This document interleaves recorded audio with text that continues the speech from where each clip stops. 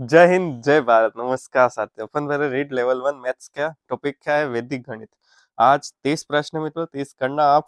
अच्छे प्रश्न है, उसके साथ आपकी तैयारी अच्छी होगी। इन्हीं प्रश्नों में से एक प्रश्न आपके आने की संभावना है, ठीक है? एक या दो इसमें से भी आ सकता है, फिर वो कुछ नया बनाए तो। ताकि मैंने पूरा मैटर कवर करने की कोशिश की है, ठीक है मित्रों। और आपकी तैयारी अच्छी चल रही होगी। आपके कोई भी टॉपिक चाहिए, कमजोर हो उस टॉपिक के बारे में आप वीडियो चाहते हैं तो आप मुझे कमेंट कर सकते हैं। इसके साथ क्या करें, चैनल को लाइक करें, शेयर करें और सब्सक्राइब करें, ठीक है मित्रों। उसके साथ ही आप खुश रहे, मस्त रहे और मन को शांत रहे, ठीक है मित्रों। आराम से हो जाएगी रेट, कोई टेंशन की बात नहीं है। पहला प्रश्न अपन करते हैं मित्रों, ठीक है। पहला प्रश्न क्या है तो आपके सामने, वैदिक गणित के 16 सूत्रों में से कौन सा सूत्र लंबवत व क्रॉस वाइज विधि से संबंधित है? पहला है यावतूनम, दूसरा है निखिलम, तीसरा है ऊर्ध्वत्वयम, चौथा है शेषयानम शेषफल। तो कौन सा ऑप्शन राइट है इसका? देखो, ये प्रश्न अपन पिछली वीडियो में भी किया था, तो कौन सा ऑप्शन राइट हो गया? तीसरा, ऊर्ध्वत्रयागभ्याम, ठीक है मित्रों। थोड़ी संस्कृत थोड़ी अपनी कमजोरी है, तो थोड़े देख लेना है। वैदिक गणित मतलब संस्कृत का ही पाठ हो गया। प्रश्न 2, वैदिक गणित में समीप मान के आधार पर किसी संख्या को हल करने में मुख्य रूप से किस सूत्र का उपयोग किया जाता है? एक, परावर्त्य, दूसरा है निखिलम, तीसरा है एकाधीन पूर्वन, चौथा है द्यावधूनम, ठीक है मित्रों। देखो, समीप मान का उपयोग के आधार पर किस संख्या को हल करने में किस सूत्र का उपयोग किया जाता है? आपको पता होगा कौन सा? निखिलम। कौन सा है मित्रों? निखिलम। अब तीसरा प्रश्न, वैदिक गणित का क्या है शेषयानियाक शेषण सूत्र किस प्रकार की समस्या को हल करने के लिए उपयोगी? पहला समीकरण, दूसरा है समीकरण शेषफल, तीसरा है वर्गमूल, चौथा है जोड़। किसके लिए है? तीसरा प्रश्न में उत्तर क्या है? शेषफल। क्या है मित्रों? शेषफल, ठीक है। ये प्रश्न पहले भी कर चुके हैं। अब चौथा प्रश्न आपके सामने, वैदिक गणित में एकाधिकैन पूर्वैन सूत्र किस प्रणाली से संबंधित है? दो, पहला ऑप्शन 2 और 4, दूसरी है संख्या पूछा है, ठीक है मित्रों, 9 और उससे संबंधित संख्या, तीसरा है 10 और 100, चौथा है 1 और 5, ठीक है मित्रों। कौन सा है? देखो मित्रों, एकाधीन पूर्वन क्या है? 9 या उनसे संबंधित समस्याओं का गुणा। सबसे पहले गुणा आएगा, ये गुणे में काम आता है, फिर थोड़ा बहुत भाग में भी काम आता है। अब पांचवा प्रश्न, यावदूनम का शाब्दिक अर्थ क्या है? पहला ऑप्शन जितना कम हो, दूसरा जितना अधिक हो, तीसरा समांतर रूप से, चौथा है समीप मान, ठीक है मित्रों। इसका क्या आंसर होगा? याद दूनो मतलब जितना कम हो उसका ये काम आता है, जितना कम।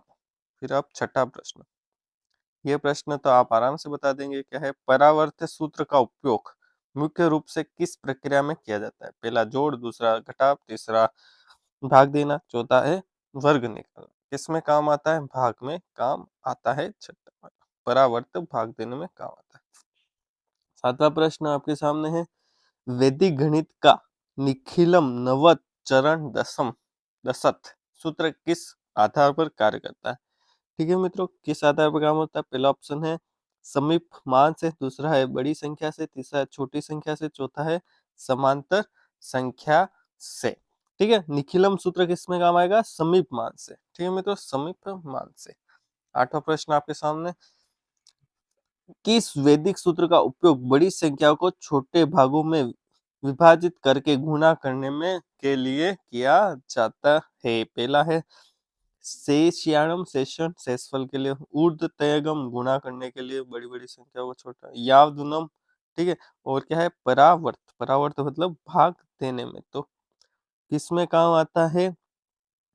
दूसरा ऑप्शन, मैंने पहले ही बता दिया आंसर। दूसरा ऑप्शन आठवें का दूसरा ऑप्शन, ऊर्ध्वत्वयगम किसमें आता है? बड़ी संख्या को छोटे भागों में विभाजित कर गुणा करने के लिए काम आता है।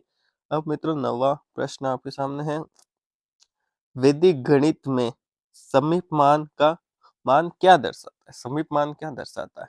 ठीक है मित्रों, पहला ऑप्शन है दी गई संख्या के करीब का कोई भी आधार, दी गई संख्या से बड़ा आधार, दी गई संख्या का वर्ग, दी गई संख्या का वर्गमूल। ठीक है मित्रों, क्या आंसर होगा? समीप मान क्या दिया था? पहला ऑप्शन राइट है, दी गई संख्या के करीब का कोई भी आधार। ठीक है मित्रों, अब है 10वां प्रश्न। 10वां प्रश्न पढ़ ले हुए अच्छे से, आप खुद करें। 10वां, वैदिक गणित की खोज का उद्देश्य क्या था? केवल जटिल जोड़ व घटाव को सरल बनाना। दूसरा, प्राचीन प्राचीन भारतीय गणितीय प्रणाली को पुनर्जीवित करना।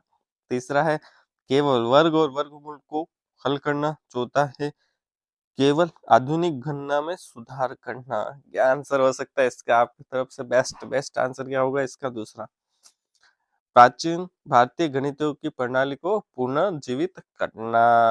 अब मित्रों आगे 11वां प्रश्न। प्रश्न 10 माला, हाँ, 10 माला सूत्र किस क्रिया में उपयोगी है मित्रों? ठीक है, पहला है जोड़, दूसरा है घटाव, तीसरा है गुणा, चौथा है भाग। किसमें 10 माला किसमें काम आती है मित्रों? गुणा करने में। अब है 12वां प्रश्न आपके सामने। ये क्या है? सर्वे नय कय सूत्र का प्रयोग किस स्थिति में किया जाता है? जब पहला ऑप्शन है जब सभी संख्या समान हो, जब सभी संख्या अलग अलग हो, जब सभी संख्या एक संख्या से गुणा की जाए। चौथा है जब सभी संख्याओं का योग ज्ञात करना हो मित्रों। ठीक है मित्रों, क्या आंसर होगा इसका? सी वाला ऑप्शन राइट हो। जब सभी संख्याओं का एक गुणा एक संख्या से गुणा किया जाए तब क्या काम आता है? सर्वेन ज्ञान। ठीक है, अब आगे वाला देखते हैं। हम्म, हाँ, 13वां प्रश्न आपके सामने। ध्वजाक तकनीक का उपयोग किसके लिए किया जाता है? ए है केवल वर्गमूल निकालने के लिए, बी वर्गमूल और घनमूल दोनों निकालने के लिए, सी है केवल घनमूल निकालने के लिए, डी है वर्गमूल घनमूल सभी के लिए। ठीक है मित्रों, इसका क्या आंसर होगा? बी, ध्वजाक वर्गमूल और घनमूल दोनों के लिए होगा। ठीक है मित्रों, ये इसका आंसर होगा, ध्वजाक वर्गमूल और घनमूल निकालने के लिए। अब है 14वां क्वेश्चन। न्यून तत्व शेषण सूत्र किस क्रिया से संबंधित है? पहला है जोड़, दूसरा घटाव, तीसरा गुणा, चौथा है भाग।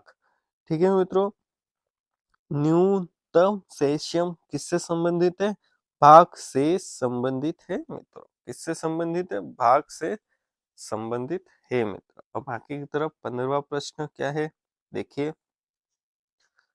परवर्त्य योजयित सूत्र का उपयोग किसके लिए किया जाता है?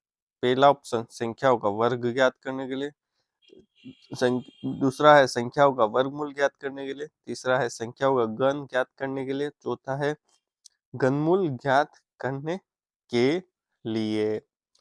तो परवर्तयेजनम संख्याओं का वर्ग ज्ञात करने के लिए ज्ञात किया जाता है मित्रों।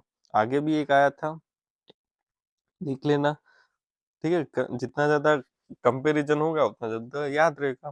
ठीक है मित्रों, अब 16वां आपके सामने प्रश्न है। शून्यम स्वामयात सूत्र किस अवधारणा से संबंधित है? पहला है समीकरण हल, दूसरा है वर्गमूल ज्ञात करना, तीसरा है घनमूल ज्ञात करना, चौथा है वल भिन्न का सरलीकरण। ठीक है मित्रों, अब इसका आंसर आप बताएं क्या हो सकता है?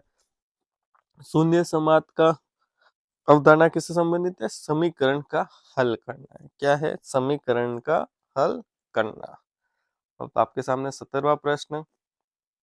दूरगम दूरगम्य यष्टानिहार्यम सूत्र किस प्रकार की समस्या के लिए उपयोगी है?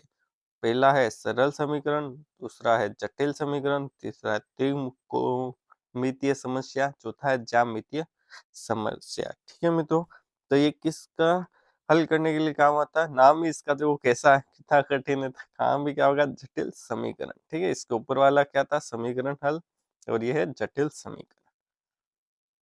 अब 18वां प्रश्न आपके सामने है। ठीक है मित्रों, 18वां आपके सामने है। अनुरूपीयन सूत्र किस क्षेत्र में उपयोग किया जाता है? पहला ऑप्शन है बीजगणित, दूसरा है ज्यामिति, तीसरा है त्रिकोणमिति, चौथा है कैलकुलसम। किसमें काम आता है मित्रों? 18वां बीज गणित में काम आता है। किसमें काम आता है? बीज गणित में। अनुरूपीयन बीज गणित में काम आता है मित्रों। 19वां आपके सामने है मित्रों, सूत्र शब्द का शाब्दिक अर्थ क्या है मित्रों? ठीक है, पहला है नियम, दूसरा है सूचना, तीसरा है गणना, चौथा है तकनीक। इसका आंसर क्या हो सकता है बताओ मित्रों? सूत्र मतलब नियम मित्रों, क्या होगा? नियम। अब 20वां प्रश्न आपके सामने, वैदिक गणित के सूत्रों को किस प्रकार व्यक्त किया जा सकता है? गणितीय श्लोकों, पहला ऑप्शन, दूसरा है संस्कृत श्लोकों, तीसरा है अंग्रेजी वाक्य, चौथा है चित्रों के माध्यम से मित्रों। क्या आंसर होगा इसका? गणित सॉरी मित्रों, संस्कृत श्लोकों में इसको व्यक्त करते हैं मित्रों। ठीक है, अब आपके सामने 21वां प्रश्न, वहां पे निकिलम आ गया।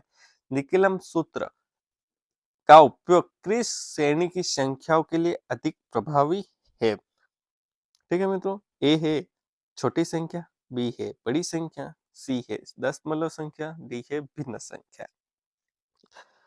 बड़ी संख्या, इसका क्या आंसर होगा? बड़ी संख्याओं के लिए प्रभावी है निकिलम सूत्र। अब 22वां प्रश्न, यथा यंक सूत्र का उपयोग किस प्रकार के भाजकों के लिए उपयुक्त है?